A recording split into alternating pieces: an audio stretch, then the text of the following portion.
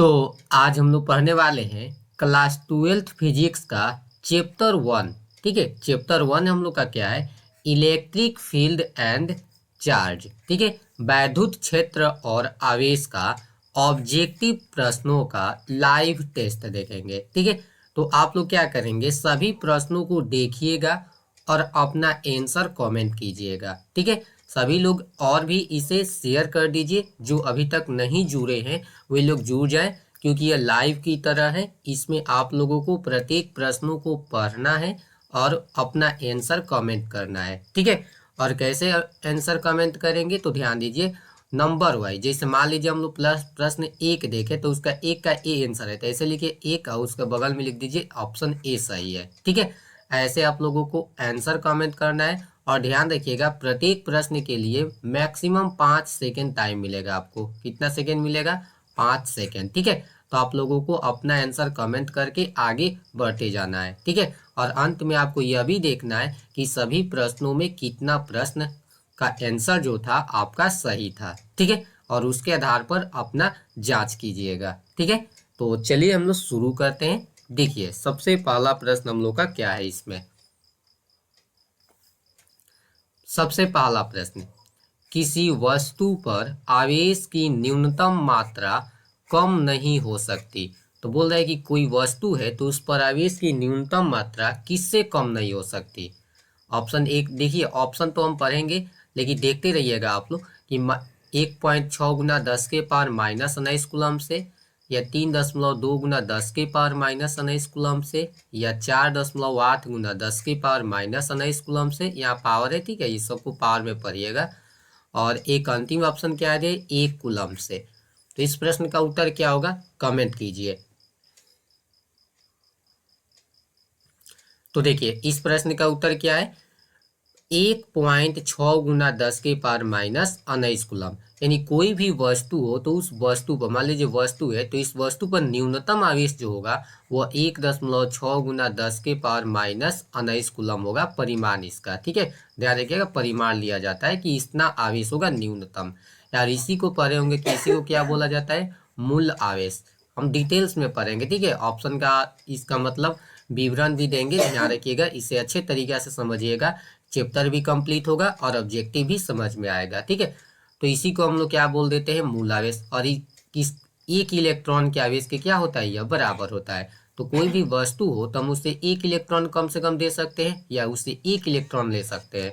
तो आवेश की न्यूनतम मात्रा इतना ही संभव है, 1.6 × 10⁻⁻19 कूलम। तो ऑप्शन ए सही है। ठीक है, जो भी कमेंट किए थे उनका आंसर सही होगा ऑप्शन ए। ठीक है, आगे देखिए, प्रश्न संख्या 2।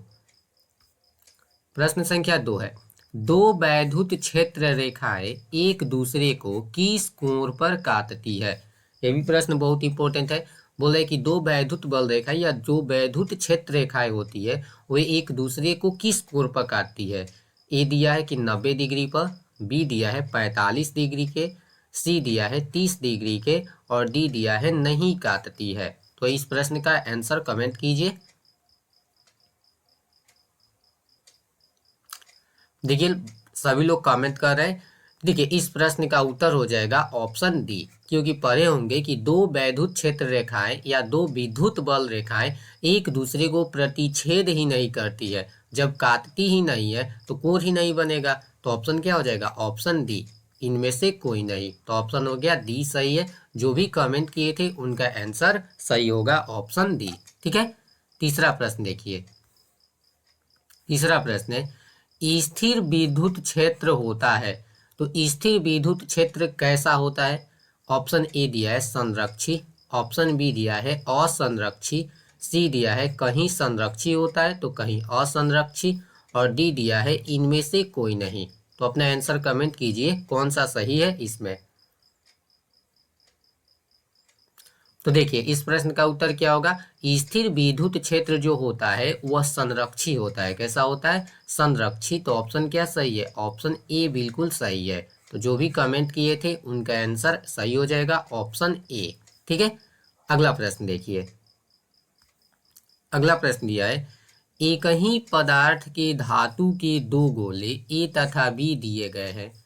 एक पर प्लस क्यू आवेश तथा दूसरे पर माइनस क्यू आवेश दिया गया है, तो बोल रहे ऑप्शन देखिए, ए का द्रव्यमान बढ़ जाएगा, बी का द्रव्यमान बढ़ेगा, सी दिया है द्रव्यमान पर कोई प्रभाव नहीं पड़ेगा, इनमें से कोई नहीं। तो आपको बताना है कि इन सभी ऑप्शनों में कौन सा ऑप्शन सही होगा। ठीक है, तो देखिए प्रश्न क्या था कि एक ही पदार्थ की दो धातु के गोले, तो मान लीजिए यहाँ एक पदार्थ ए है, ठीक है, इसी का जो पदार्थ है उसी पदार्थ का एक गोला और यहाँ क्या है बी है। ठीक है, बोल रहा है कि ए तथा बी दिए गए हैं, एक पर प्लस क्यू आवेश तथा दूसरे पर माइनस क्यू आवेश, ये ए है या बी है, पहले वाला ए को हम पहले वाला को ए मान रहे हैं, दूसरे वाला को बी मान रहे हैं। ठीक है, अब दिया दिया पहले पर एक पर प्लस क्यू आवेश, तो इसको प्लस क्यू आवेश दिया गया, इसका मतलब क्या हुआ कि इस पर से इलेक्ट्रॉन निकाला गया होगा, और जब इस पर से इलेक्ट्रॉन निकाला जाएगा तो इसका द्रव्यमान क्या होगा, घटेगा, तो ये घटने का साइन लगा रहे हैं। इसको माइनस आवेश दिया गया है, तो माइनस आवेश का मतलब क्या है कि इसको इलेक्ट्रॉन दिया गया है, और इलेक्ट्रॉन बाहर से जब इसको दिया जाएगा तो इसका द्रव्यमान क्या होगा, बढ़ेगा, यानी ए का द्रव्यमान घटेगा, बी का द्रव्यमान बढ़ेगा। ऐसा ऑप्शन खोजिए, ए का द्रव्यमान बढ़ जाएगा, तो ऑप्शन ए ही बिल्कुल सही है। तो जो भी कमेंट किए थे उनका आंसर सही हो जाएगा ऑप्शन ए। ठीक है, अगला प्रश्न देखिए, अगला प्रश्न दे दिया है इलेक्ट्रॉन का विशिष्ट आवेश होता है, तो एक इलेक्ट्रॉन का विशिष्ट आवेश कितना होता है यही बताना है। ऑप्शन ए दिया है 1.8 गुना 10⁻11 कूलम प्रति केजी, बी दिया है 1.8 गुना 10⁻−19 कूलम प्रति केजी, सी दिया है 1.9 गुना 10⁻−19 कूलम प्रति केजी, और डी दिया है इनमें से कोई नहीं। तो कौन सा आंसर सही है इसका कमेंट कीजिए। तो देखिए इस प्रश्न का उत्तर क्या होता है कि 1 केजी में जो आवेश होता है ना उसी को तो बोलते हैं इलेक्ट्रॉन का विशिष्ट आवेश, और इलेक्ट्रॉन का विशिष्ट आवेश होता है 1.8 गुना 10⁻11 कूलम प्रति केजी। तो ऑप्शन क्या सही है, ऑप्शन ए बिल्कुल सही है। ठीक है, 1.8 गुना 10⁻11 कूलम प्रति केजी होता है। ठीक है, अगला प्रश्न देखिए क्या है हम लोग का, बोल रहा है कि डिबाई किसका मात्रक होता है, तो एक जो डिबाई होता है यह किसका मात्रक होता है। ऑप्शन ए दिया है आवेश का, ऑप्शन बी दिया है विद्युत विभव का, ऑप्शन सी दिया है विद्युत द्विध्रुव आघूर्ण का, और ऑप्शन डी दिया है इनमें से कोई नहीं। तो इस प्रश्न का आंसर क्या होगा, तो देखिए हम लोग जानते हैं कि डिबाई जो होता है या डिबाई विद्युत द्विध्रुव आघूर्ण का मात्रक है, तो ऑप्शन क्या सही है, ऑप्शन सी बिल्कुल सही है। ठीक है, डिबाई किसका मात्रक होता है, विद्युत द्विध्रुव आघूर्ण का मात्रक डिबाई होता है। अगला प्रश्न है एक आवेशित चालक की सतह के किसी बिंदु पर विद्युत क्षेत्र की तीव्रता होती है, तो कोई आवेशित चालक है, ठीक है, तो उसके किसी भी बिंदु पर जो विद्युत क्षेत्र की तीव्रता होती है वो कितनी होती है। बोल रहा है कि 0 होती है, सतह के लंबवत होती है, सतह के अस्पर्शीय होती है, या सतह पर 45 डिग्री के कोण पर होती है। तो इस प्रश्न का उत्तर कमेंट कीजिए। देखिए तो इस प्रश्न का उत्तर हो जाएगा हम लोग सतह के लंबवत। क्या होता है, सतह के लंबवत। ऑप्शन क्या सही है, ऑप्शन बी सही है। ध्यान रखिएगा कि किसी भी आवेशित चालक की सतह के किसी भी बिंदु पर जो विद्युत क्षेत्र की तीव्रता होती है सतह के लंबवत होती है। ठीक है, तो ऑप्शन क्या सही है, ऑप्शन बी बिल्कुल सही है। अगला प्रश्न देखिए, अगला प्रश्न है एक कूलम आवेश बराबर होता है, तो एक कूलम आवेश किसके बराबर होता है। 2.99 गुना 10⁻9 ESU इलेक्ट्रोस्टैटिक यूनिट ना। अगला दिया है 9 गुना 10⁻9 या 10⁻9 ESU होगा, या 8.85 गुना 10⁻−12 ESU होगा, या इनमें से कोई नहीं। तो आपको कमेंट करके बताना है कि एक कूलम आवेश किसके बराबर होता है। तो देखिए इस प्रश्न का उत्तर हो जाएगा ऑप्शन ए, क्योंकि ये आवेश सही सही देखे होंगे, क्योंकि हम तो पढ़ाए होंगे कि एक कूलम जो आवेश होता है वो लगभग 3 गुना 10⁻9 एस्टेट कूलम के बराबर होता है। एस्तैत कूलम यानी ESU में। तो ध्यान दीजिए यहाँ 3.3 गुना 10⁻9 है, या 2.99 है, तो अप्रोक्सीमेट लगभग उसी के बराबर है। तो यही ऑप्शन हम लोग का क्या हो जाएगा, सही हो जाएगा। तो ऑप्शन क्या सही है, ऑप्शन ए बिल्कुल सही है, 2.99 गुना 10⁻9 ESU या एस्तैत कूलम। अगला प्रश्न क्या है, देखिए अगला प्रश्न है, चित्र दर्शाता है कि दो आवेश है, एक Q1 है और दूसरा Q2 के कारण विद्युत क्षेत्र रेखा आवेश का बाहरी चिन्ह क्या है। देखिए चित्र दिखाया गया, यह आवेश है हम लोग का Q1, चलिए इसका रंग बदल दीजिए। यह आवेश हम लोग का क्या दिखाया गया है, Q1, और यहाँ आवेश क्या है, Q2। और ध्यान से देखिए चित्र को, और बताना है कि ये दोनों जो आवेश होगा Q1 और Q2 यह कैसा होगा। ठीक है, ये बाहरी आवेश पूछा है, देखिए इसके बाहरी, इधर बाहरी आवेश है और इधर भी क्या है, बाहरी आवेश है। तो बताना है कि दोनों बाहरी आवेश कैसा होगा। ठीक है, तो ध्यान से देखिए, हम लोग पढ़े होंगे कि विद्युत क्षेत्र रेखाएं या विद्युत बल रेखाएं धन आवेश से हमेशा निकलती है, ठीक है, और ऋण आवेश में प्रवेश करती है। ठीक है, तो हमेशा पर ध्यान रखिएगा कि विद्युत बल रेखाएं धन आवेश से लंबवत निकलती है और ऋण आवेश में लंबवत प्रवेश करती है। तो यहाँ भी विद्युत बल रेखाएं क्या हो रही है, निकल रही है। देखिए यह भी निकल रही है, कहीं से आ रही है, यानी विद्युत बल रेखाएं निकल कर यहाँ प्रवेश कर रही है। तो पता चलेगा कि बाहर क्या होना चाहिए, प्लस है, इस बिंदु पर क्या होना चाहिए, माइनस। यहाँ भी देखिए तो विद्युत बल रेखा निकल कर यहाँ से, ये निकल कर बाहर से निकल कर अंदर यहाँ जाकर मिल रही है। इसका मतलब क्या है कि दोनों बाहरी आवेश क्या होंगे, धनात्मक होंगे। ठीक है, तो ध्यान रखिएगा इसका ऑप्शन क्या सही था, ऑप्शन सी बिल्कुल सही था। ठीक है, देखिए ऑप्शन सी दिया है, दोनों धनात्मक है, बाहरी आवेश दोनों क्या होंगे, धनात्मक होंगे। ठीक है, अगला प्रश्न देखिए, अगला प्रश्न है कि एक पिंड पर आवेश लिखा जाता है Q बराबर N। तो हम लोग जानते हैं कि Q बराबर किसी भी पिंड पर आवेश कितना होता है, N, पूर्ण गुणज होता है ना E का। E का मान हो गया 1.6 गुना 10⁻−19 कूलम, जहाँ N का मान क्या हो सकता है, बहुत ही इंपॉर्टेंट प्रश्न है। तो N का मान 0, 2, 3 हो सकता है, या 0 +-1 +-2, ऐसे ही +-3 हो सकता है, या 0 -1 -2 -3 हो सकता है, या इनमें से कोई नहीं। तो इसमें एक ऑप्शन सही है, आपको वही बताना है। चलिए, तो क्या था इस प्रश्न का उत्तर, तो इस प्रश्न का उत्तर हम लोग का हो जाएगा ऑप्शन बी सही हो जाएगा। तो जो भी कमेंट किए थे उनका आंसर क्या सही हो जाएगा, ऑप्शन बी। क्योंकि हम लोग जानते हैं कि Q बराबर +-N ही होता है, जहाँ N का मान हम लोग +-1, 0 भी होता है, 0 +-1 +-2 +-3 लेते हैं। तो इसका मतलब क्या है, ऑप्शन बी बिल्कुल सही है। ठीक है, और इसी को हम लोग क्या कहते हैं, आवेश का क्वांटमीकरण। बहुत इंपॉर्टेंट है, पूछा भी जाता है, ध्यान रखिएगा कि आवेश का क्वांटमीकरण क्या है, क्वांटमीकरण। ठीक है, तो इसी तरह बोलेंगे कि किसी पिंड पर जो आवेश होता है वह मूल आवेश, ये मूल आवेश है, मूल आवेश का पूर्ण गुणज होता है, और इसी को हम लोग आवेश का क्वांटमीकरण भी कहते हैं। ठीक है, अगला प्रश्न देखिए, जब कोई वस्तु ऋण आवेशित हो जाती है तो इसका द्रव्यमान क्या होता है। तो कोई वस्तु ऋण आवेशित होती है तो उसका द्रव्यमान घटता है, बढ़ता है, वही रहता है, या इनमें से कोई नहीं। बताना है इसका आंसर कौन सा होगा। तो देखिए इस प्रश्न का उत्तर क्या हो जाएगा, बढ़ता है। पहले तो ये ध्यान रखिए कि जब किसी भी वस्तु को ऋण आवेशित किया जाता है तो उसका द्रव्यमान बढ़ता है। तो ऑप्शन क्या सही है, ऑप्शन बी सही है। ठीक है, अब इसका कारण देखिए, ऋण आवेशित, मान लीजिए पिंड है हम लोग का, पिंड ए। अब हमें इसको क्या करना है, ऋण आवेशित करना है। तो ऋण आवेशित का मतलब क्या है कि इसको बाहर से हम इलेक्ट्रॉन देंगे, बाहर से इलेक्ट्रॉन देंगे तभी तो ये क्या हो जाएगा, ऋण आवेशित होगा। और जब बाहर से इसको इलेक्ट्रॉन देंगे तो सिंपल है, इलेक्ट्रॉन में कुछ ना कुछ द्रव्यमान होता है, यानी हम इसको क्या दे रहे हैं, द्रव्यमान दे रहे हैं। और द्रव्यमान दे रहे हैं तो इसका मतलब वेट थोड़ा सा क्या हो जाएगा, पहले की अपेक्षा क्या होगा, बढ़ेगा। तो इसीलिए होता है कि जब किसी भी वस्तु को ऋण आवेशित किया जाता है तो उसका द्रव्यमान क्या होता है, बढ़ता है। ठीक है, इसका अपोजिट पूछा जाए कि किसी वस्तु को धन आवेशित किया जाए, तो धन आवेशित किया जाए मतलब क्या किया जाए, प्लस किया जाए। और यह कब संभव होता है, जब उस वस्तु से इलेक्ट्रॉन को कहाँ निकाला जाएगा, बाहर निकाला जाएगा। और सिंपल है, इलेक्ट्रॉन बाहर निकाला जाएगा, इसका अर्थ हुआ कि उसके द्रव्यमान में क्या आएगी, कमी आएगी।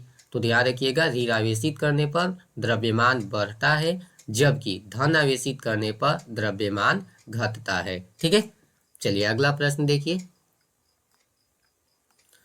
किसी वस्तु पर आवेश का कारण क्या है, यानी कोई वस्तु धनावेशित है, ऋण आवेशित है, इसका मुख्य कारण क्या होता है? न्यूट्रॉन का स्थानांतरण, प्रोटॉन का स्थानांतरण, इलेक्ट्रॉन का स्थानांतरण, प्रोटॉन तथा न्यूट्रॉन दोनों का स्थानांतरण। तो इस प्रश्न का उत्तर क्या होगा? कमेंट सभी लोग कीजिए। ठीक है, तो देखिए इस प्रश्न का उत्तर है कि किसी भी वस्तु पर आवेश का मुख्य कारण होता है इलेक्ट्रॉन का स्थानांतरण। ध्यान रखिएगा, ऑप्शन सी बिल्कुल सही है। कारण तो आप लोग जानते होंगे, क्योंकि हम लोग जानते हैं कि किसी परमाणु में हम लोग कुछ दे सकते हैं या कुछ ले सकते हैं, तो कौन सा होता है? इलेक्ट्रॉन। ठीक है, यानी किसी परमाणु को हम इलेक्ट्रॉन दे सकते हैं या उसे इलेक्ट्रॉन निकाल सकते हैं, लेकिन प्रोटॉन और जो न्यूट्रॉन होते हैं वो परमाणु के कहाँ होते हैं? नाभिक में होते हैं, तो उसे हम लोग ना निकाल सकते हैं और ना ही बाहर से ऐड कर सकते हैं। ठीक है, तो ध्यान रखिएगा कि किसी भी वस्तु पर आवेश का जो मुख्य कारक होता है वो क्या होता है? इलेक्ट्रॉन का स्थानांतरण होता है। तो ऑप्शन सी सही है। अगला प्रश्न देखिए क्या हम लोग का, विद्युत क्षेत्र का बीमीय सूत्र क्या होता है? बताना है आपको विद्युत क्षेत्र का बीमीय सूत्र। देखिए जो पावर लिखा है ना, ये पावर में है सब, ध्यान रखिएगा, इसको लिखने में प्रॉब्लम है इसीलिए ऐसे लिखा गया है। ठीक है, तो ये पावर में है, संख्या जो भी होगा वो पावर में होगा। ठीक है, तो बताना है ML T-3 A-1 या ML2T A-1, ML T2 A-1 या MLTA2। तो इसमें बताना है कि कौन ऐसा है जो विद्युत क्षेत्र का बीमीय सूत्र है। ठीक है, तो देखिए इस प्रश्न का उत्तर क्या है? ML T-3 A-1। तो ऑप्शन ए बिल्कुल सही है। अब क्यों होगा? तो देखिए, चूंकि आप लोग पढ़े होंगे कि ई विद्युत क्षेत्र को ई से लिखा जाता है और ई बराबर कितना होता है? F/Q0, यानी Q। अब इसी से निकाल लीजिए, अगर ई का बीमा निकालना हो तो एफ का बीमा रख दीजिए, क्या होता है? ML T-2। और नीचे देखिए ए है, क्यू का बीमा क्या पढ़े हम? AT। अब इसको हल कर लीजिए तो ई बराबर क्या हो जाएगा? एम के जगह एम रहने दीजिए, एल के जगह एल, टी एक है, ऊपर पहले से -2 है तो एक और जाएगा, तो ये T-3 हो जाएगा। ए एक है तो ऊपर जाकर माइनस में क्या हो जाएगा? A-1। तो क्या बीमा हो गया? ML T-3 A-1। तो वही तो है ML T-3 A-1। ठीक है, तो ऑप्शन ए बिल्कुल सही है।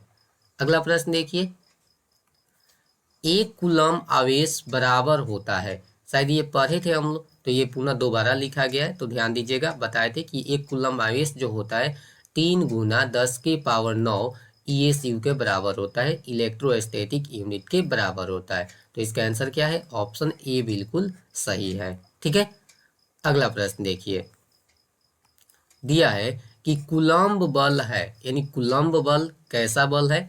ए दिया है केंद्रीय बल है, बी दिया है विद्युत बल है, सी दिया है दोनों ए तथा बी, मतलब केंद्रीय बल भी है और विद्युत बल भी है, डी दिया है इनमें से कोई नहीं। अपना आंसर कमेंट कीजिए, इसका कौन सा आंसर सही है। तो देखिए पढ़े थे हम लोग कि कूलम्ब बल जो होता है वह एक केंद्रीय बल है और विद्युत बल भी है, क्योंकि घर्षण के कारण भी उत्पन्न होता है। ठीक है, तो कूलम्ब बल एक केंद्रीय और विद्युत बल दोनों है, यानी ऑप्शन सी बिल्कुल सही हो जाएगा, ए और बी दोनों। ठीक है, अगला प्रश्न देखिए। अगला प्रश्न है, किसी वस्तु पर एक कूलम्ब आवेश तब संभव है जब उससे निकाले गए इलेक्ट्रॉन की संख्या होगी। तो इसे आप लोग न्यूमेरिकल के रूप में भी बनाए होंगे। ऑप्शन ए दिया है 6.25 × 10⁻−19, बी दिया है 6.25 × 10⁻19, सी दिया है 6.25 10⁻18 और 6.25 10⁻−10। यानी प्रश्न पूछा है कि मान लीजिए एक वस्तु है, हमें इसको एक कूलम आवेश से आवेशित करना है, धन आवेशित या ऋण आवेशित, तो कितना इलेक्ट्रॉन की आवश्यकता होगी। ठीक है, ऑप्शन सामने है, कमेंट कीजिए। तो देखिए इस प्रश्न का उत्तर हम लोग पढ़े होंगे या न्यूमेरिकल भी आप लोग बनाए होंगे कि यदि किसी वस्तु को एक कूलम आवेश से आवेशित करना हो तो उसके लिए 6.25 गुना 10 के पावर 18 इलेक्ट्रॉन की आवश्यकता पड़ती है। यानी इतना इलेक्ट्रॉन हम उस वस्तु को देंगे या इतने इलेक्ट्रॉन उस वस्तु से हम लोग बाहर निकालेंगे। अंतर क्या होगा, अगर इतना इलेक्ट्रॉन आप लोग बाहर निकालिएगा तो वस्तु धन आवेशित हो जाएगा 1 कूलम से ना, और इतना इलेक्ट्रॉन यदि वस्तु को दिया जाएगा तो वस्तु ऋणावेशित हो जाएगा और उस पर कितना आवेश होगा 1 कूलम। ठीक है, तो ये न्यूमेरिकली क्वेश्चन है, हमेशा पूछा जाता है। तो इसका आंसर क्या है, ऑप्शन सी बिल्कुल सही है। ठीक है, अगला प्रश्न देखिए, किसी आवेश से अनंत दूरी पर उस आवेश के कारण विद्युत क्षेत्र की तीव्रता कितनी होती है।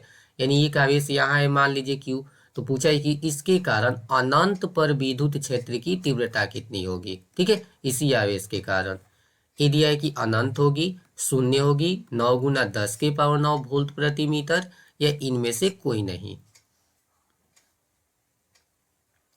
तो देखिए इस प्रश्न का उत्तर क्या है कि इस आवेश के कारण अनंत पर विद्युत क्षेत्र की तीव्रता कितनी होगी, शून्य होगी। तो ऑप्शन क्या है, ऑप्शन बी सही है। कौन सा सही हो जाएगा, ऑप्शन बी, क्योंकि हम लोग जानते हैं कि कोई आवेश यहाँ क्यू हो तो नजदीक विद्युत क्षेत्र की तीव्रता अधिक होगी। जो जो हम दूरी बढ़ाते जाएंगे, क्या बढ़ाएंगे, दूरी, तो उसकी तीव्रता कम होती जाती है, और अनंत पर जात जात विद्युत क्षेत्र की तीव्रता कितनी हो जाती है, शून्य हो जाती है। तो ऑप्शन क्या सही है, ऑप्शन बी सही है। अगला प्रश्न देखिए, अगला प्रश्न है, किसी आवेशित गोलीय खोखले चालक के भीतर विद्युत क्षेत्र की तीव्रता कितनी होती है। यानी मान लीजिए आवेशित खोखला गोलीय चालक है इसे, तो इसके अंदर विद्युत क्षेत्र की तीव्रता बतानी है। ए दिया है कि अनंत, बी दिया है शून्य, सी दिया है धनात्मक एवं 1 से अधिक, और डी दिया है इनमें से कोई नहीं। अपना आंसर बताइए क्या सही है इसका।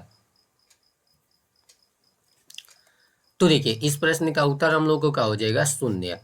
अब शून्य क्यों होगा, क्योंकि आवेशित खोखले चालक है। तो ध्यान दीजिए, किसी भी जब चालक को आवेशित किया जाता है तो आवेश जो होता है वह सतह पर एकत्रित होता है, और जब आवेश सतह पर एकत्रित होगा तो आवेश तो अंदर होगा नहीं गोले के, और जब गोला के अंदर आवेश नहीं होगा तो वहाँ विद्युत क्षेत्र भी नहीं होगा। जब Q का मान 0 हो जाएगा तो E का भी मान कितना हो जाएगा, 0 हो जाएगा। ठीक है, तो ऑप्शन क्या है, ऑप्शन बी सही है। अगला प्रश्न देखिए, आवेश का एसआई मात्रक होता है।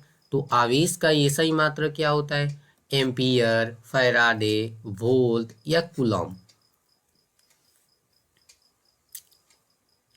तो इस प्रश्न का उत्तर लगभग सभी लोग जानते हैं कि आवेश का एसआई मात्रक क्या होता है, कूलम होता है। तो ऑप्शन कौन सा सही है, ऑप्शन डी बिल्कुल सही है। सभी लोग कमेंट किए ऑप्शन डी बिल्कुल सही है।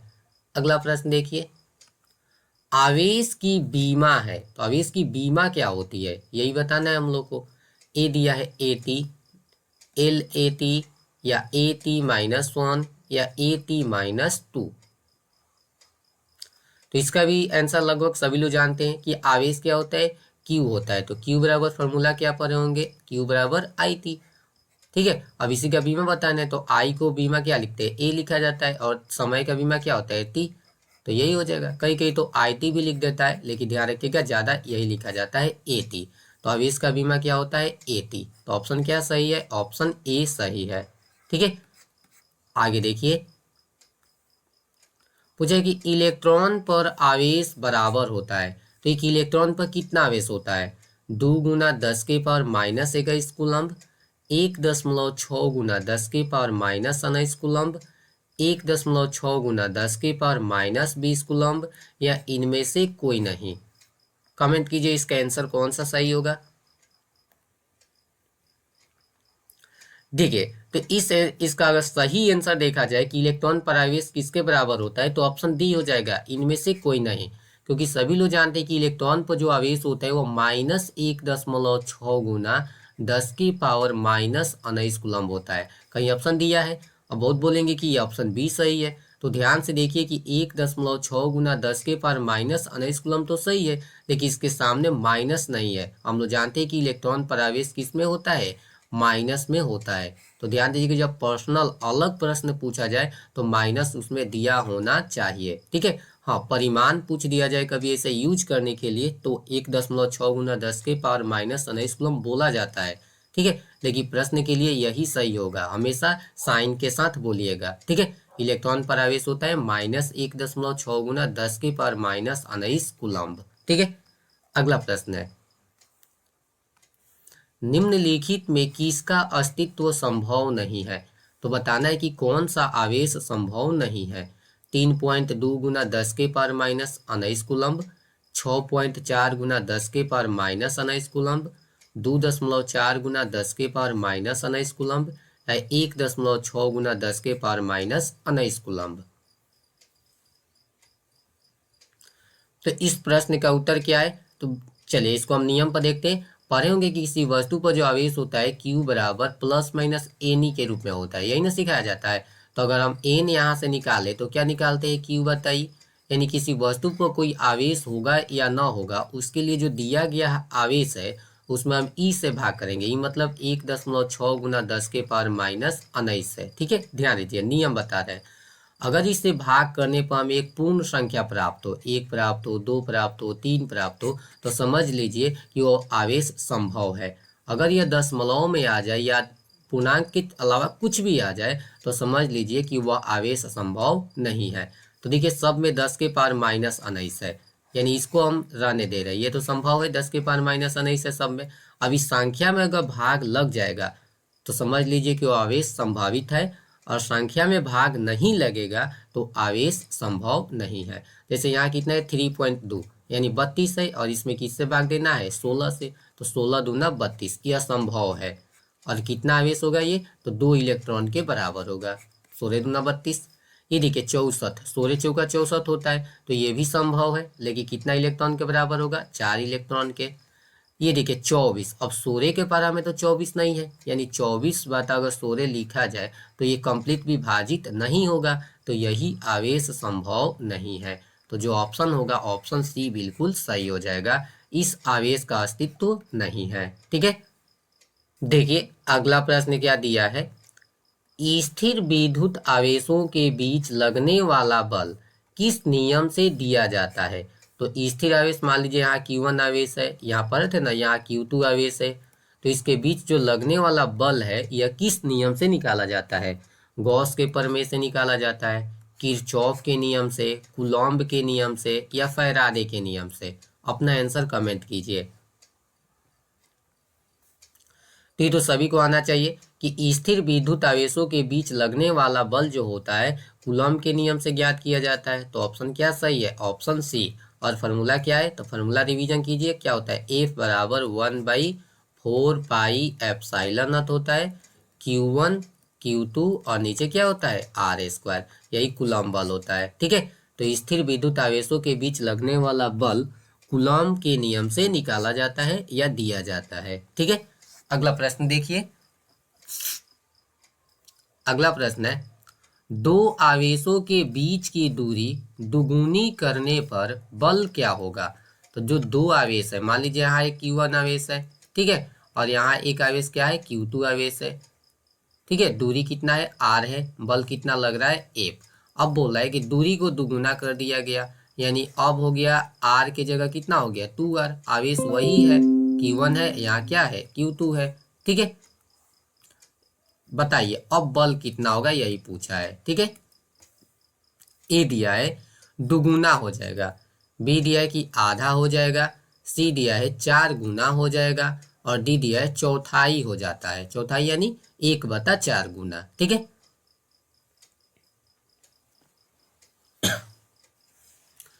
तो बताइए इस प्रश्न का आंसर क्या होगा, कमेंट कीजिए जल्दी। तो देखिए इस प्रश्न का उत्तर हो जाएगा चौथाई हो जाएगा, क्योंकि हम लोग जानते हैं, देखिए पहले एक नियम देखिए, जब भी बल और दूरी का संबंध, अगर दूरी बढ़ेगा, कभी भी ध्यान रखिए, दूरी का मान अगर बढ़ाया जाएगा तो बल का मान हमेशा क्या होगा? घटेगा। पहला नियम ये याद रखिए। दूसरा होता है कि दूरी का मान अगर घटाया जाएगा तो बल का मान हमेशा क्या होगा? बढ़ेगा।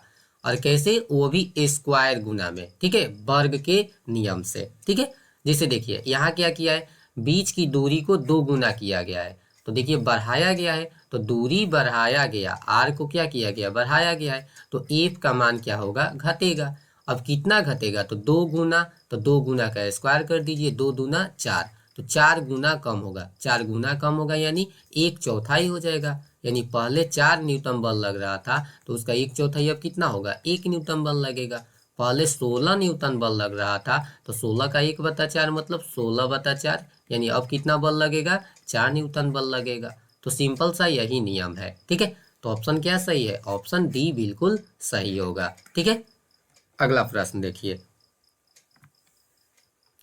अगला प्रश्न है, मुक्त आकाश की परावैद्युतता एप्सिलॉन नॉट कितनी होती है। मुक्त आकाश निर्वात की परावैद्युतता कितनी होती है। इससे लिए प्रश्न पूछा गया था, बहुत ही इंपॉर्टेंट है। देखिए इसमें से ऑप्शन देखिए सामने लिखा गया, केवल आपको कमेंट करके आंसर बताना है कौन सा सही है। और उसी प्रकार कमेंट कीजिए, ऐसे 25 और इसके सामने आंसर लिख के कमेंट कीजिएगा, तभी समझ में आएगा कि किस प्रश्न का उत्तर है, ठीक है। तो इस प्रश्न का उत्तर हो जाएगा 8.85 गुना 10⁻⁻12 फैराडे प्रति मीटर।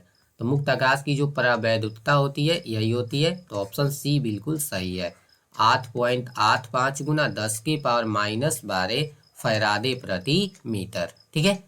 अगला प्रश्न है, विद्युतशीलता का मात्रक होता है। तो अभी तो पता है कि विद्युतशीलता यानी एप्सिलॉन नॉट बोल सकते हैं, इसका मात्रक क्या होता है।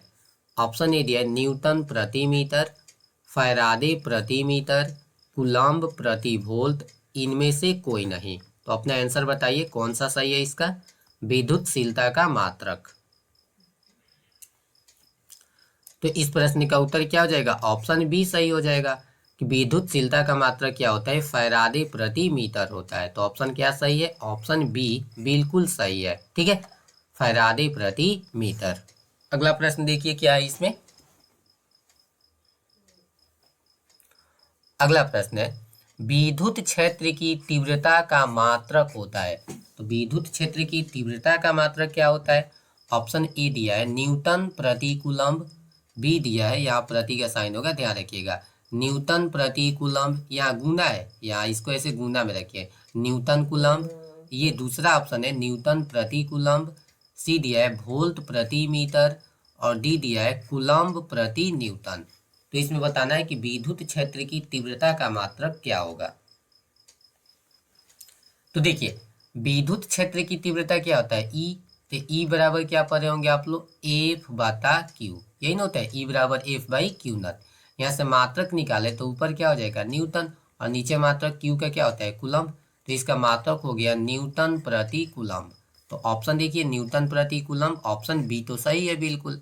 देखिए ध्यान दीजिए इसका एक और मात्रक होता है, चलिए वो भी निकालिए, ई बराबर एस आई, एफ के जगह रहने दीजिए एफ, और क्यू के जगह क्या रहने दीजिए क्यू, ठीक है।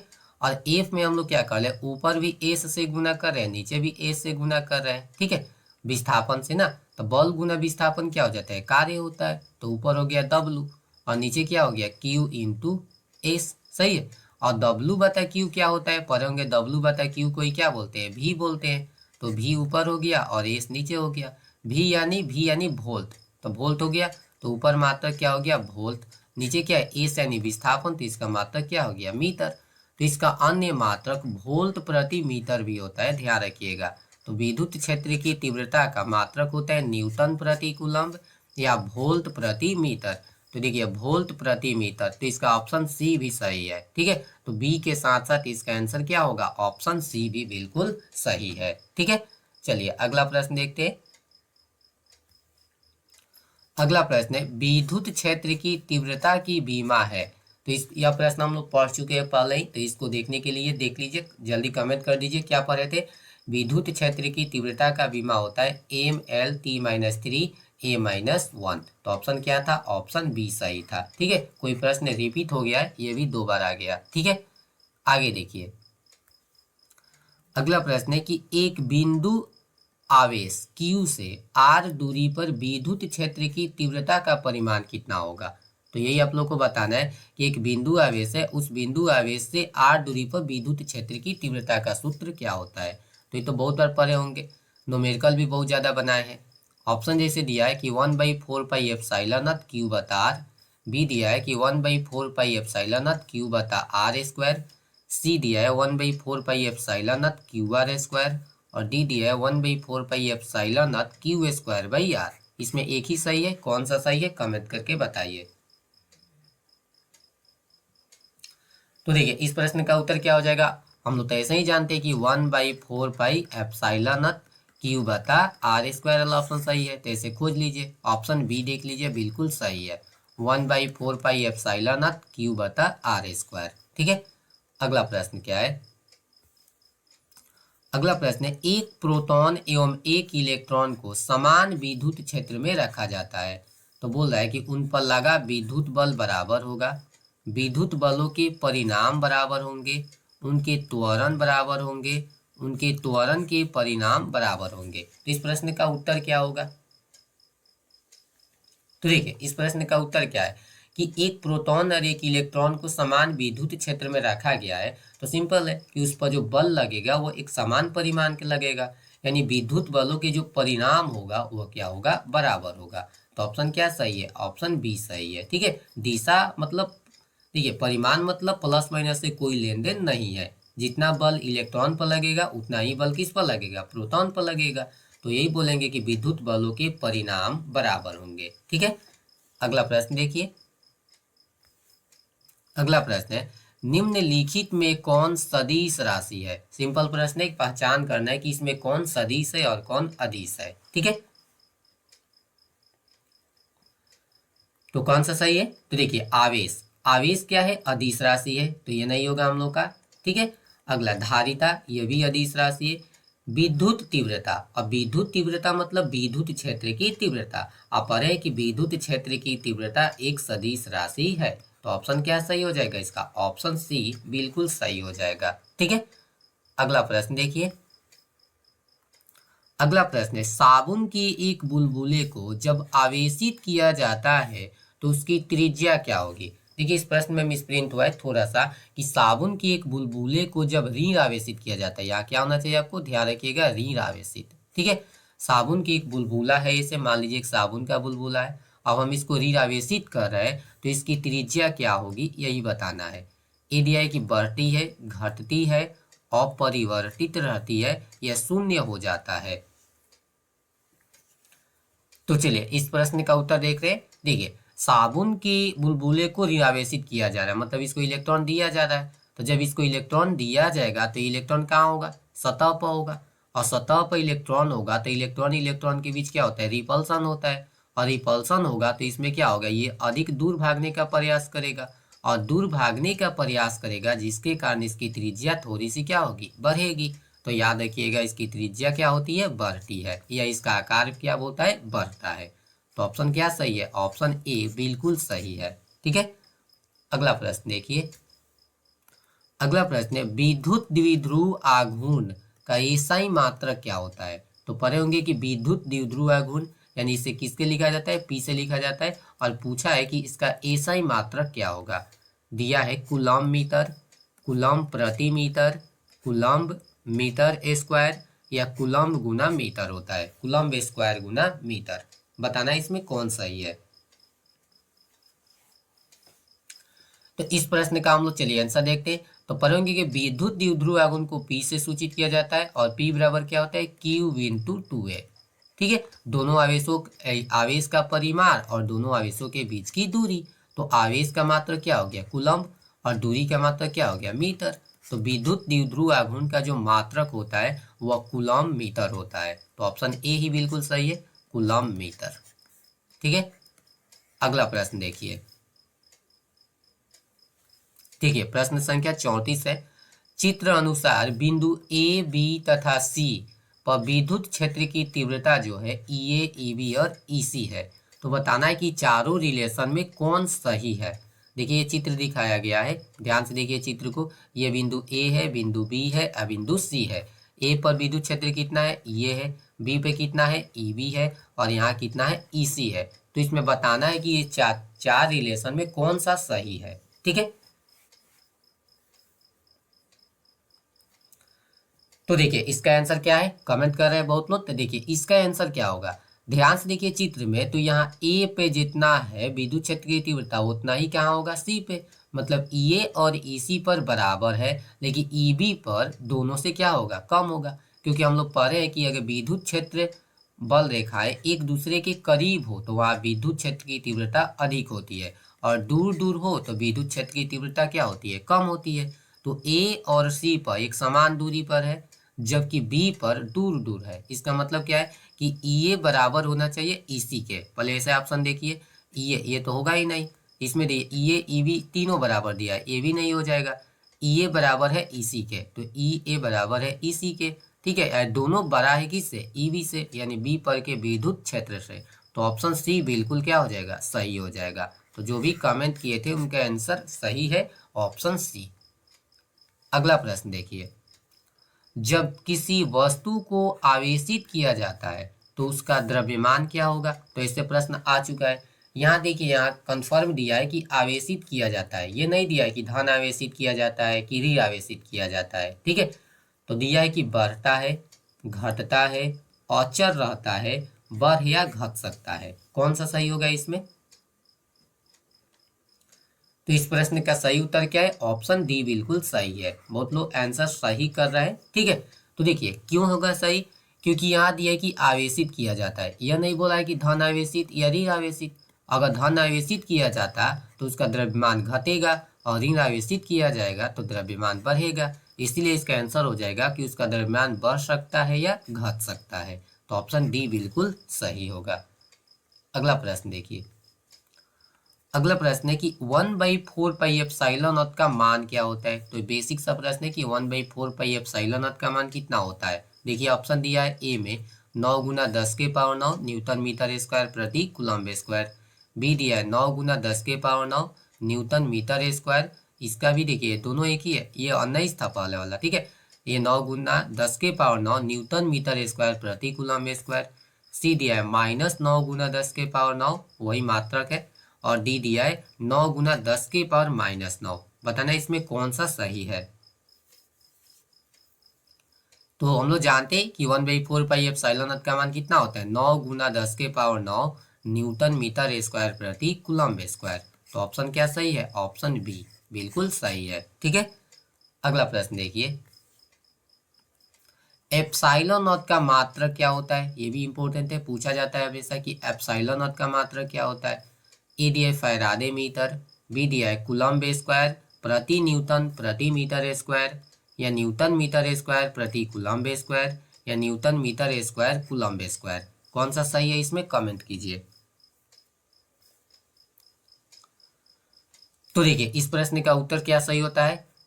एक तो होता है फैराडे प्रति मीटर, तो वह तो ऑप्शन दिया ही नहीं है। तो एक होता है कूलम्ब स्क्वायर प्रति न्यूटन प्रति मीटर स्क्वायर। तो ऑप्शन क्या सही है, ऑप्शन बी सही है। ठीक है, कैसे होता है, तो ऐसे निकाल सकते हैं कि 1/4πε0 Q1 Q2 और बता में क्या होता है आर स्क्वायर, एक किसके बराबर होता है, एफ बराबर।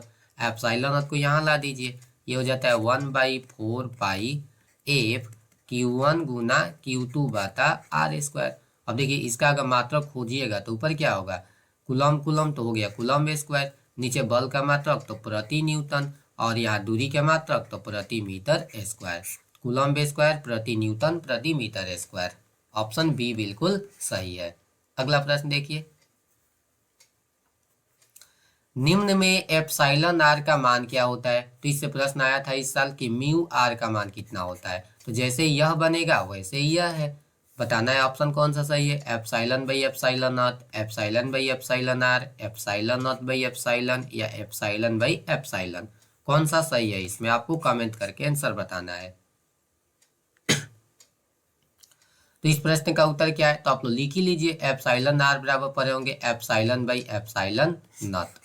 खोज लीजिए, एप्सिलॉन/एप्सिलॉन नॉट है, तो ऑप्शन ए ही बिल्कुल सही है। ठीक है, अगला प्रश्न देखिए, पूछा है कि 1 माइक्रोकूलम्ब बराबर होता है। तो ये तो बेसिक प्रश्न है कि 1 माइक्रोकूलम्ब कितने कूलम्ब के बराबर होता है। 10 के पावर -9 कूलम्ब के, 10 के पावर -6 कूलम्ब के, 10 के पावर -12 कूलम्ब के, या 10 के पावर -5 कूलम्ब के।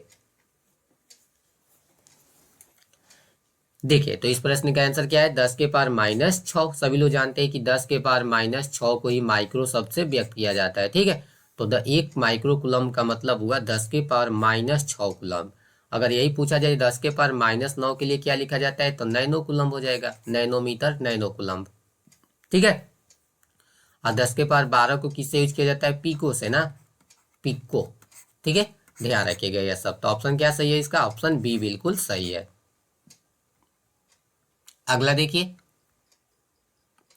अगला प्रश्न है, आर दूरी से अलग दो इलेक्ट्रॉन के बीच लगने वाला बल समानुपाती होता है। तो आर दूरी, एक इलेक्ट्रॉन यहाँ मान लीजिए, एक इलेक्ट्रॉन यहाँ मान लीजिए, इसके बीच जो लगने वाला बल होगा, दूरी अगर आर हो तो किसके समानुपाती होगा। तो हम लोग जानते हैं कि जो बल होता है वो किसके समानुपाती होते हैं, 1/r² के समानुपाती होगा। ऐसा ऑप्शन है कोई, ऐसा ऑप्शन तो है नहीं, तो इसको ऊपर ला दीजिए, तो एफ समानुपाती होगा r⁻² के। देख लीजिए कहीं ऑप्शन दिया होगा r⁻² के, तो ऑप्शन क्या सही है, ऑप्शन बी सही है। तो जो भी कमेंट किए थे उनका आंसर सही होगा ऑप्शन बी। अगला प्रश्न है,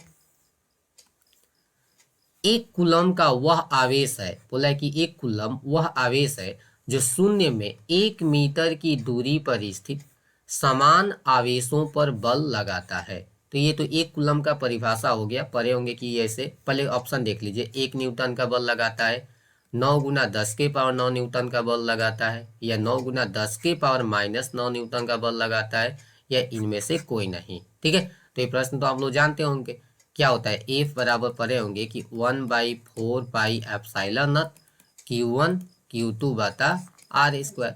अब हमें इसको क्या करना है, बोल दिया है कि एक कूलम्ब वह आवेश है, एक कूलम्ब का परिभाषा लिखना है, तो इसको भी एक रखिए, इसको भी क्या रखिए, एक, दूरी को भी एक रख दीजिए। ये एफ का मान कितना हो जाएगा, जो बल लगेगा वही हो जाएगा हम लोग का ये कूलम्ब। तो 9 × 10 के पावर क्या हो जाता है, 9 हो जाता है। ठीक है, तो देखिए अगला प्रश्न क्या हम लोग का, अगला प्रश्न है, किसी अचालक, ध्यान दीजिए, अचालक पदार्थ के गोले को आवेश देने पर वह वितरित होता है। यानी एक अचालक पदार्थ का गोला है, क्या है, ध्यान रखिए अचालक है। ठीक है, और इसको आवेश दिया जाएगा तो वह कहाँ एकत्रित होगा या वितरित होगा, सतह पर, केवल भीतर यानी गोले के भीतर, दोनों जगहों पर यानी सतह पर भी और भीतर भी, या इनमें से कोई नहीं। ऑप्शन देखिए सामने दिया गया है, कमेंट करके बताइए इसका आंसर कौन सा होगा। तो इस प्रश्न का उत्तर हो जाएगा इनमें से कोई नहीं। अब कोई बोलेगा नहीं क्यों, तो देखिए अचालक है, पहले ही बोले कि ध्यान से देखिए क्या दिया है, अचालक, और अचालक पदार्थ को आवेशित होगा ही नहीं, और जब आवेशित ही नहीं हुआ तो कहीं एकत्रित होगा, आवेश नहीं होगा। तो याद देखिए इनमें से कोई नहीं। हाँ, अगर चालक होता तो आवेश हमेशा कहाँ एकत्रित होता है, पृष्ठ पर, तो बोल देते कि सतह पर, कब, जब चालक होता तब। लेकिन ये क्या है, अचालक है तो आवेश एकत्रित कहीं भी नहीं होगा। अगला प्रश्न क्या है, परावैद्युतता की विमाएं होती है, तो ये तो बहुत बार पूछा है कि एप्सिलॉन की विमाएं कितनी होती है, एप्सिलॉन की। ठीक है, परावैद्युतता की विमाएं होती है। ऑप्शन देख लीजिए, M-1 L-2 T3 A4, या M-1 L-3 T4 A2, ML-T-3 A-2, ML-1 T4 A2। तो इसमें बताना है कि एप्सिलॉन की विमा क्या होगी। ठीक है, तो देखिए इस प्रश्न का उत्तर डायरेक्ट भी हम बता सकते हैं, लेकिन चलिए बना कर देखते हैं। तो फॉर्मूला क्या पढ़े होंगे, एफ बराबर 1/4πε0 Q1 Q2 बटा r², यही ना होता है। एप्सिलॉन को अलग कर लीजिए, एप्सिलॉन बराबर क्या पढ़े होंगे, 1/4πε0 की जगह क्या हो जाएगा, एफ, और यहाँ रख दीजिए Q1 और Q2 बटा r²। सबका बीमा रखिए, एप्सिलॉन का निकालना है तो चलिए 1/f का बीमा, तो 1/f का बीमा होता है ML-T-2, सही है। Q का बीमा क्या होता है, AT, पुनः एक है तो AT हो जाएगा, नीचे r², दूरी का बीमा कितना हो जाएगा, L2। अब इसी को तो सॉल्व करना है, तो देखिए M एक है तो ऊपर जाकर क्या हो गया, -1, तो M-1, L देखिए नीचे एक L है, दो है, दो एक 3 है, ऊपर एक भी नहीं है, तो ऊपर जाकर दोनों तीनों माइनस होगा, तो M-1 L-3। टी देखिए -2 है यहाँ, और ऊपर 1 2 पहले से, तो टी का हो जाएगा 4 गो, T4। ए देखिए 1 1 2 A2। तो ऑप्शन क्या हो जाएगा हम लोग का, M-1 L-3 T4 A2। M-1 L-3 T4 A2 option B सही है। तो जो भी कमेंट किए थे उनका आंसर सही हो जाएगा ऑप्शन बी।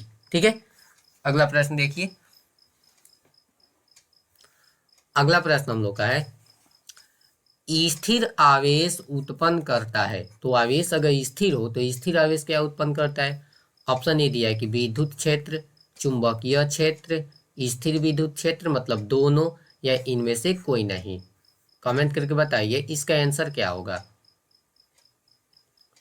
तो इस प्रश्न का उत्तर है विद्युत क्षेत्र। स्थिर आवेश जो होता है वो केवल विद्युत क्षेत्र उत्पन्न करता है। तो ऑप्शन क्या सही है? ऑप्शन ए सही है। ठीक है, अगला प्रश्न देखिए। आवेश का सबसे छोटा मात्रक क्या होता है? तो जो आवेश होता है उस आवेश का सबसे छोटा मात्रक क्या है? फैराडे, कूलॉम, फ्रैंकलिन या ईएसयू? कमेंट करके बताइए इसका आंसर क्या होगा। तो इस प्रश्न का उत्तर क्या है? फ्रैंकलिन। आवेश का सबसे छोटा मात्रक क्या होता है? फ्रैंकलिन होता है। तो ऑप्शन क्या है? ऑप्शन सी है। और सबसे बड़ा मात्रक क्या है? फैराडे। ठीक है, अगला प्रश्न देखिए। कूलॉम का नियम किसके समरूप है? ये भी प्रश्न बहुत इंपॉर्टेंट है। मतलब जो कूलॉम का नियम दिया गया है यह किस नियम के समान है? आवेश संरक्षण के नियम के, न्यूटन के गति के दूसरे नियम के समान है, कि ऊर्जा संरक्षण के नियम के समान है, या न्यूटन के गुरुत्वाकर्षण के नियम के समान है?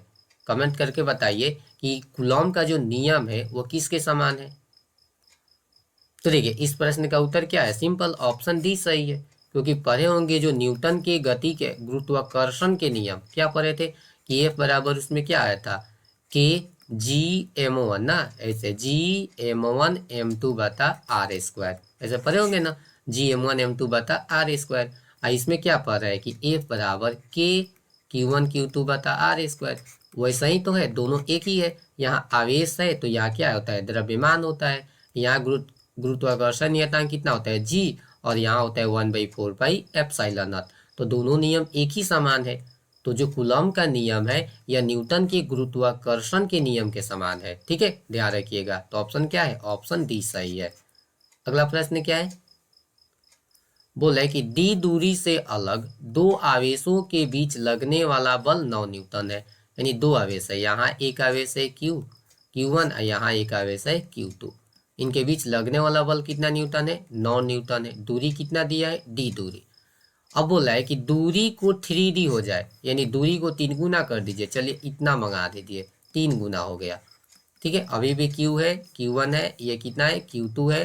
देखिए अब दूरी D से कितना हो गया? 3D हो गया। तो पूछा है कि अब बल कितना होगा। तो बल लगने वाला बल क्या हो जाएगा? 1 न्यूटन, 27 न्यूटन, 6 न्यूटन या 3 न्यूटन। देखिए तो इस प्रश्न को हल करने के लिए तो ऐसे ही सिंपल प्रश्न है। पहले कितना न्यूटन बल लग रहा था? 9 न्यूटन। ठीक है, अब ध्यान से देखिए, दूरी का मान बढ़ाया गया है। दूरी का मान क्या होगा? बढ़ाया गया है। तो सिंपल है, दूरी का मान बढ़ाया गया है तो बल का मान क्या हो जाएगा? घटेगा। कितना बढ़ाया गया है? 3D। तो पहले कितना था? D, और D से कितना किया गया है? 3D, यानी 3 गुना कर दिया गया है। और जब दूरी को 3 गुना किया गया है तो बल कितना गुना? 3 का स्क्वायर गुना। समझाए थे ना कि 3 का स्क्वायर गुना कम हो जाएगा। तो 3 3 का 9, 9 गुना कम हो गया। यानी पहले अगर 9 लग रहा था तो अब 9 का 9 गुना मतलब 1/9 ऐसे। तो अब बल कितना लगेगा? मात्र 1 न्यूटन बल लगेगा। तो ऑप्शन क्या है? ऑप्शन ए बिल्कुल सही है। कितना न्यूटन बल लगेगा? अब 1 न्यूटन। अगर ऐसे समझ में नहीं आ रहा है तो इसको फार्मूला पे रख के आप लोग बना सकते हैं। ठीक है, लेकिन इसका आंसर बिल्कुल सही हो जाएगा ऑप्शन ए। अगला प्रश्न देखिए। एक प्रोटॉन और एक इलेक्ट्रॉन को समरूप विद्युत क्षेत्र में रखा गया है, उस पर लगने वाला बल क्या होगा? तो ये भी प्रश्न रिपीट हो गया, ध्यान रखिएगा। क्या होगा? बराबर होता है। तो ऑप्शन ए ही सही है। अगला प्रश्न देखिए। ये भी प्रश्न बहुत इंपॉर्टेंट है और इस वर्ष यह प्रश्न आया था कि ई अक्षीय और ई निरक्षीय में क्या संबंध होता है, आपको बताना है। देखिए ऑप्शन दिए सामने कि ई अक्षीय जो होता है वह ई निरक्षीय के बराबर होता है। बी दिया है कि ई अक्षीय जो होता है वह 2 गुना ई निरक्षीय के बराबर होता है। या ई निरक्षीय होता है वो 2 गुना ई अक्षीय के बराबर होता है। ई निरक्षीय बराबर 3 गुना ई अक्षीय होता है। कमेंट करके बताइए इसका आंसर कौन सा सही होगा। तो देखिए इस प्रश्न का उत्तर हम लोग जानते हैं कि ई अक्षीय जो होता है वो 2 गुना ई निरक्षीय होता है। ठीक है, अक्षीय स्थिति में विद्युत क्षेत्र की तीव्रता निरक्षीय स्थिति में विद्युत क्षेत्र की तीव्रता का 2 गुना होता है। तो ऑप्शन क्या सही है? ऑप्शन बी सही है, ई अक्षीय बराबर 2 गुना ई निरक्षीय। अगला प्रश्न देखिए, अगला प्रश्न है द्विध्रुव आघूर्ण। क्या प्रश्न हम लोग का? द्विध्रुव आघूर्ण की दिशा होती है। तो जो द्विध्रुव आघूर्ण हम लोग पढ़ रहे थे उसकी दिशा कैसी होती है? धन आवेश से ऋण आवेश की ओर होती है, ऋण आवेश से धन आवेश की ओर होती है, या इनमें दोनों सही है, या इनमें कोई सही नहीं है। तो ऑप्शन बताना है आपको कौन सा सही होगा इसमें। तो इस प्रश्न का उत्तर क्या है? ऋण आवेश से धन आवेश की ओर। तो ऑप्शन क्या सही है? ऑप्शन बी बिल्कुल सही है। द्विध्रुव आघूर्ण की दिशा ऋण आवेश से धन आवेश की ओर होती है। ठीक है, बहुत ही इंपॉर्टेंट है, हमेशा पूछा जाता है। अगला प्रश्न देखिए, एक समरूप विद्युत क्षेत्र में द्विध्रुव पर आरोपित बलाघूर्ण अधिकतम होगा जब अक्ष तथा ई के बीच का कोण होगा। तो इस प्रश्न हम लोग पढ़े हैं कि समरूप विद्युत क्षेत्र में किसी मतलब द्विध्रुव को रखा जाए तो उस पर लगने वाला बलाघूर्ण यानी टॉर्क महत्तम होगा कब? जब कोण का मान कितना होगा? ऑप्शन ए दिया है, थीटा का मान 0 डिग्री होगा, थीटा का मान 90 डिग्री पे, या 180 डिग्री पे, या 30 डिग्री पे। कमेंट करके अपना आंसर बताइए। तो देखिए इस प्रश्न का उत्तर सिंपल है। पहले लिखिए टॉर्क बराबर क्या होता है। तो टॉर्क बराबर पढ़े होंगे पी क्रॉस ई होता है। इसी को अगर हल किया जाए तो पी ई साइन थीटा हो जाएगा, यही ना होगा। अब ध्यान दीजिए, अगर एंगल पर डिपेंड कर रहा है तो साइन थीटा का मान महत्तम कब होता है? तो साइन थीटा का महत्तम मान 1 होता है, यही ना होता है। लेकिन कितने डिग्री पर होता है? 90 डिग्री पे। यानी थीटा का मान अगर 90 डिग्री होगा तो टॉर्क क्या लगेगा? महत्तम लगेगा। तो ऑप्शन बी बिल्कुल सही है। टॉर्क कितना होगा? महत्तम होगा कब? जब थीटा का मान कितना डिग्री होना चाहिए? 90 डिग्री। ठीक है, अगला प्रश्न देखिए, द्विध्रुव आघूर्ण का बीमा होता है। तो द्विध्रुव आघूर्ण का मात्रक तो पढ़े थे, कूलम मीटर। इसका बीमा कितना होगा ये बताना है। ये दिया है MLTA, या LT2A, या LTA, या LTA²। तो बताइए द्विध्रुव आघूर्ण का बीमा क्या होता है? तो सभी लोग जानते होंगे कि इस प्रश्न का आंसर ऑप्शन सी बिल्कुल सही है। द्विध्रुव आघूर्ण का जो बीमा होता है वो होता है LTA। और इसको याद करने के लिए भी बताए होंगे, क्या याद रखिए? लता शब्द याद रखिए और इसी को बोलते रहिए। ठीक है, तो द्विध्रुव आघूर्ण का बीमा क्या होता है? LTA, लता। अगला प्रश्न देखिए, अगला प्रश्न है धातुओं का परावैद्युतांक होता है। तो जो धातु होता है वो धातुओं का परावैद्युतांक कितना होता है? ऑप्शन ए दिया है 0 होता है, बी दिया है अनंत, सी दिया है 20, और डी दिया है 50। तो लिखाए होंगे कि इसका आंसर हो जाएगा अनंत। धातुओं का परावैद्युतांक अनंत होता है। तो ऑप्शन क्या सही है? ऑप्शन बी बिल्कुल सही है। ठीक है, अगला प्रश्न देखिए। अब देखिए अब प्रश्न नहीं है, ऑब्जेक्टिव हम लोग का खत्म हो गया। तो इस चैप्टर को खत्म होने के साथ साथ इस चैप्टर में जो भी इम्पोर्टेंट फार्मूला है उसे हमने लिख दिया है।